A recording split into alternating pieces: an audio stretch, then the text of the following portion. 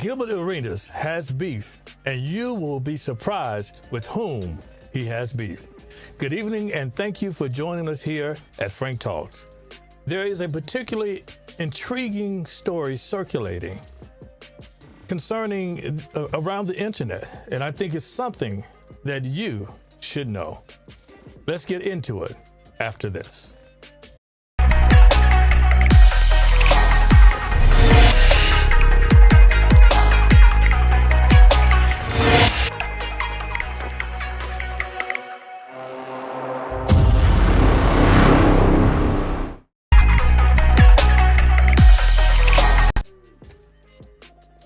Thank you for tuning in to Frank Talk this evening. As highlighted at the beginning of our broadcast, the news we are discussing originates from an interaction on social media involving former NBA player turned podcaster Gilbert Arenas and rapper Saucy Santana. In this segment, we will delve into the details of the exchange and the potentially enlightening revelations that ensued. Now here is the initial interaction between Gilbert Arenas and Saucy Santana. On March 8th, during a live stream of Arenas' podcast on YouTube, approximately an hour and 18 minutes into the broadcast, Arenas featured former NBA player Nick Young as a guest. Now, during the conversation, they delve into Young's friendship with the rapper Santana. Interestingly, Arenas seemed unfamiliar with Santana initially. Subsequently, upon researching the rapper, Arenas seemingly teased Young about his connection with Santana. So, hey, listen. Who else was there? Black China was there. I Hey, that was a man's fantasy to share a room, but nah, I didn't. Saucy Santana, that's my dog. Saucy Santana, who's that? Is that rapper? He's a rapper. He's Carisha friend, the City Girls home. You seen 50 Cent thing the other night when he talked about Meek Mill? Saucy Santana? Yeah. Don't look it up, because you're going to say something funny. Don't look it up. That's my dog. Don't look it up. Sauce Walker? No, Santana. Saucy Santana. So the Saucy Santana. Oh,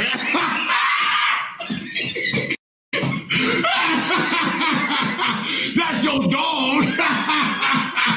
Hell no, come on, man. No, not this. This? Yes, that. Yeah. The rapper. That ain't no rapper. Stop it. No, Nick, come on, dog. That was your roommate? No, hell. That was your... Is that why you got the Tic Tacs now? That was your rule? Oh, come on, dog. Becky turn the bitch up. Oh, come on. This the one. Oh, my God. Come on. This was your College Hill. So, hey, listen.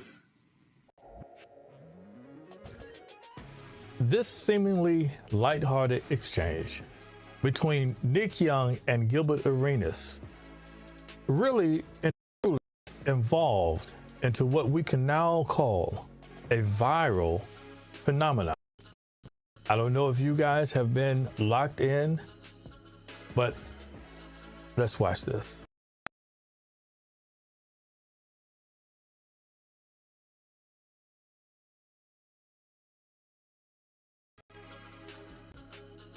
So, of course, this viral phenomenon, and why would it become a viral phenomenon?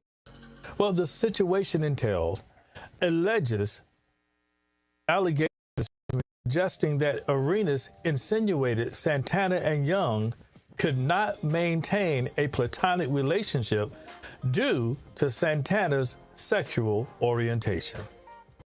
Yeah, Tamar was there. Yeah. Come on, dog. Come on.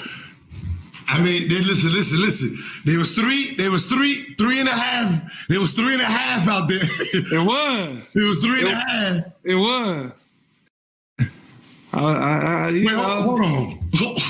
Hold on. I had my own room, though. Room. Hey, ladies, no, Nick. I'm sorry, Nick, because I seen it through the camera. Nick, you was hyped for this. Is you? No, this is you, dog. That's you. Wait. What was there? Yeah.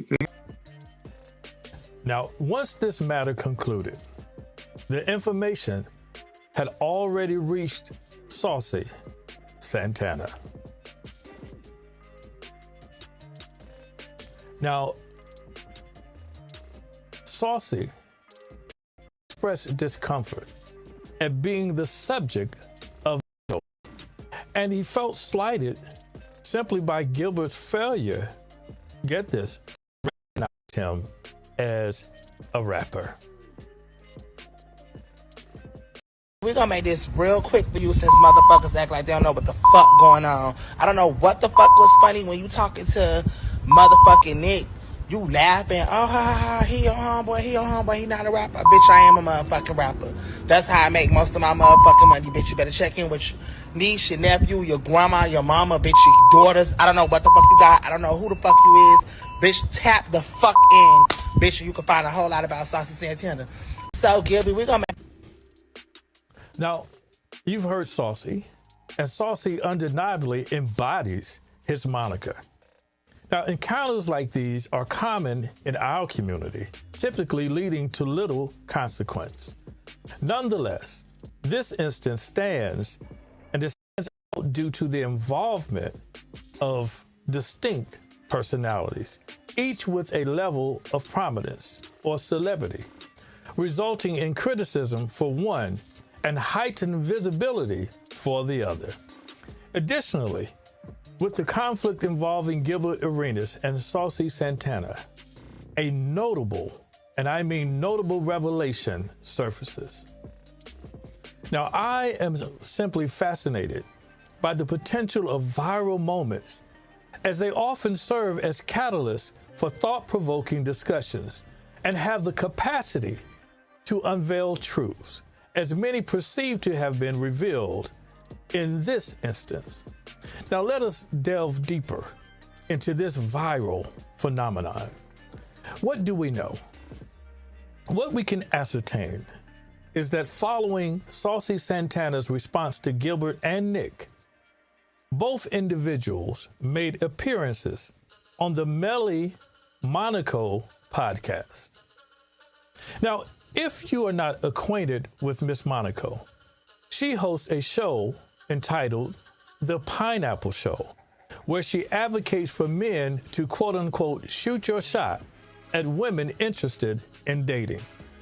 Now, recently, both Miss Monaco and Gilbert Arenas have been making appearances on each other's podcasts.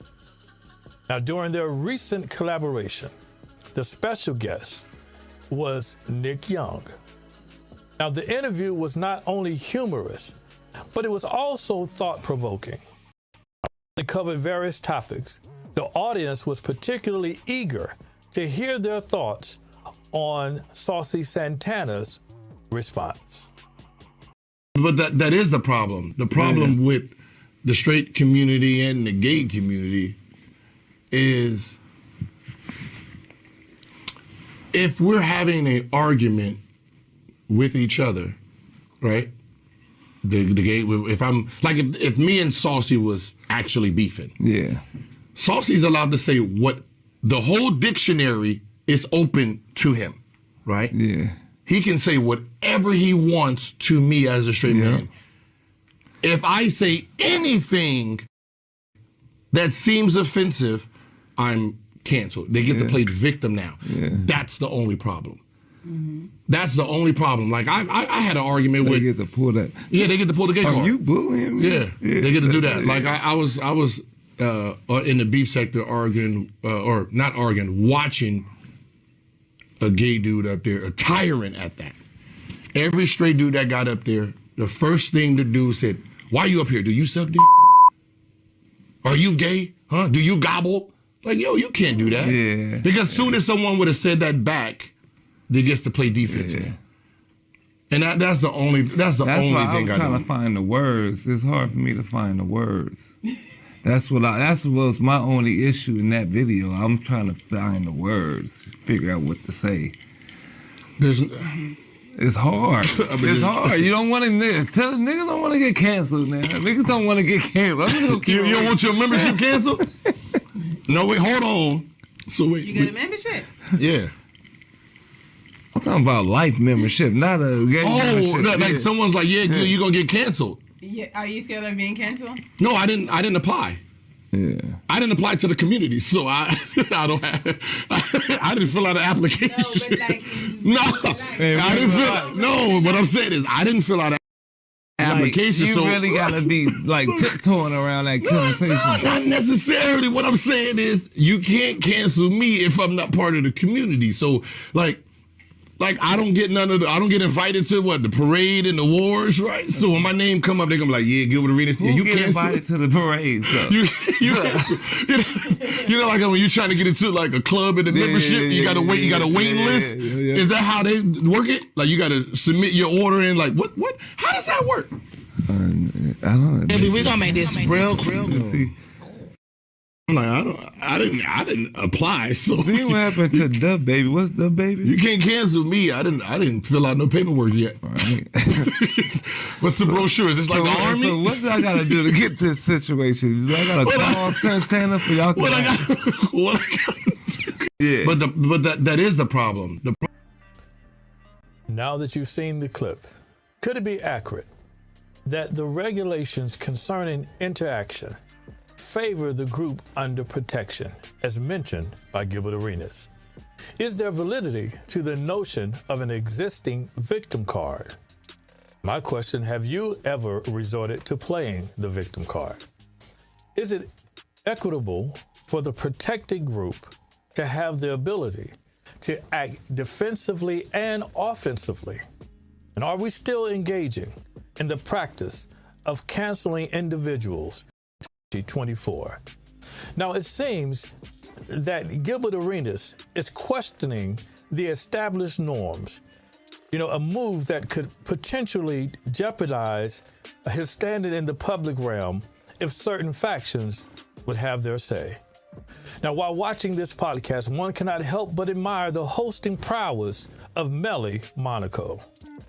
Now, Miss Monaco facilitated an uninterrupted discussion between Gilbert and Nick, enabling them to interact in a manner akin to post-game locker room conversations between teammates.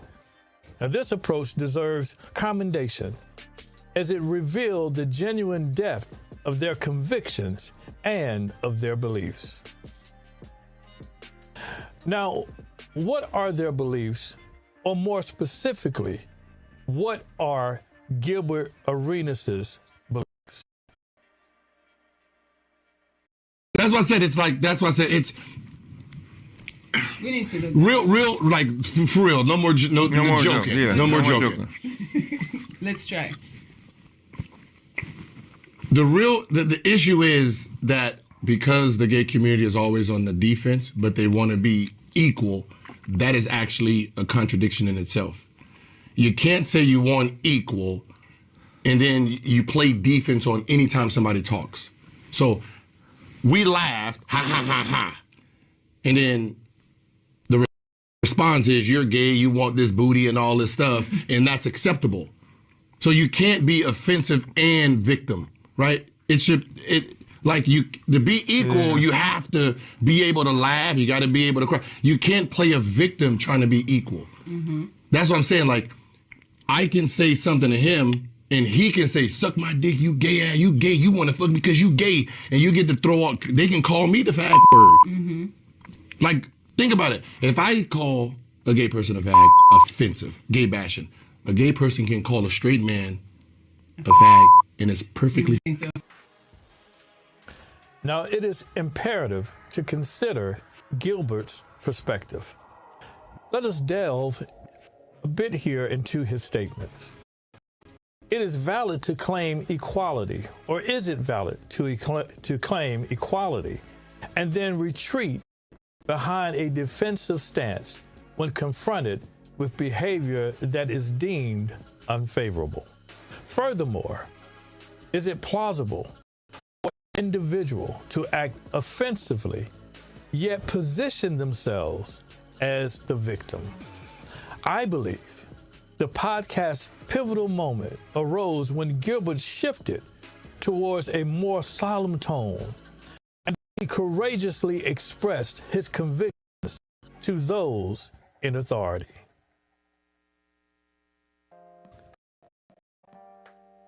Once they throw out this one-sided playbook, then it'll be easier to actually have conversations and dialogue. Because other than that, it's one-sided. Now, since it's so one-sided, it's easier not to deal with the community because any wrong thing you do, the community's trying to cancel you. So when you're sitting here and let's say even at the workplace, this person is, gay, but they're qualified. This is the once they throw. Personally, I have to be quite honest. I have not been a fan of Gilbert Arenas during his playing career or his transition, like many athletes, into the realm of podcasting. However, I acknowledge the gravitas of the more earnest version of Gilbert Arenas. Now, during this discourse, he referred to a concept he termed a one-sided playbook, a term that quite frankly caught my attention.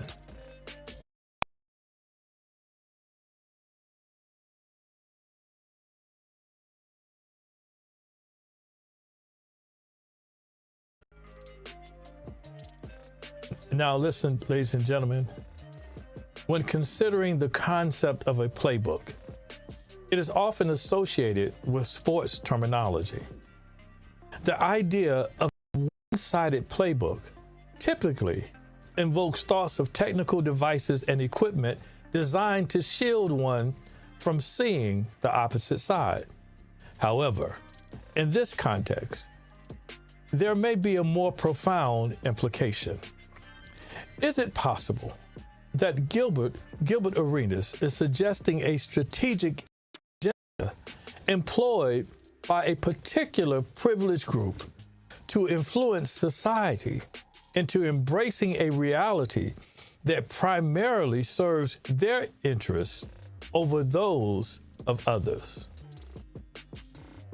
Now, I would like to bring to your attention that there are a minimum of 7 protected groups or classes recognized in the United States.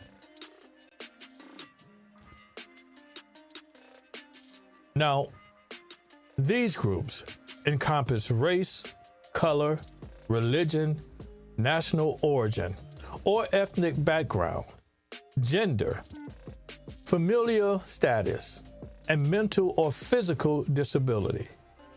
It is imperative to note that discrimination against these groups is prohibited in various domains such as housing, real estate, and employment, among others. Now, I quite frankly appreciate the presence of laws safeguarding these rights in our country. However, it is intriguing to observe that the group receiving heightened scrutiny amidst concerns of cancellation holds more prominent influence from a societal perspective compared to others. Is this assertion accurate? Could it also be plausible that this one-sided playbook might pose significant harm to this particular protected group? Let's have a frank talk about it. Now, there exists a well-known fable from Aesop, often encountered in our formative years, titled The Boy Who Cried Wolf. Now, this fable has given rise to the English idiom to cry wolf, denoting the act of issuing false alarms. Now, the recurring question raised is whether persistent false alarms, regardless of the source being a protected group, would eventually erode trust in their credibility. Moreover, the consideration arises as to whether individuals would willingly associate with such a group, risking their professional reputation or their means of livelihood. In light of these reflections, Gilbert Arenas' perspective prompts a call for further discourse and examination. Good night, and thank you for having this honest and frank talk.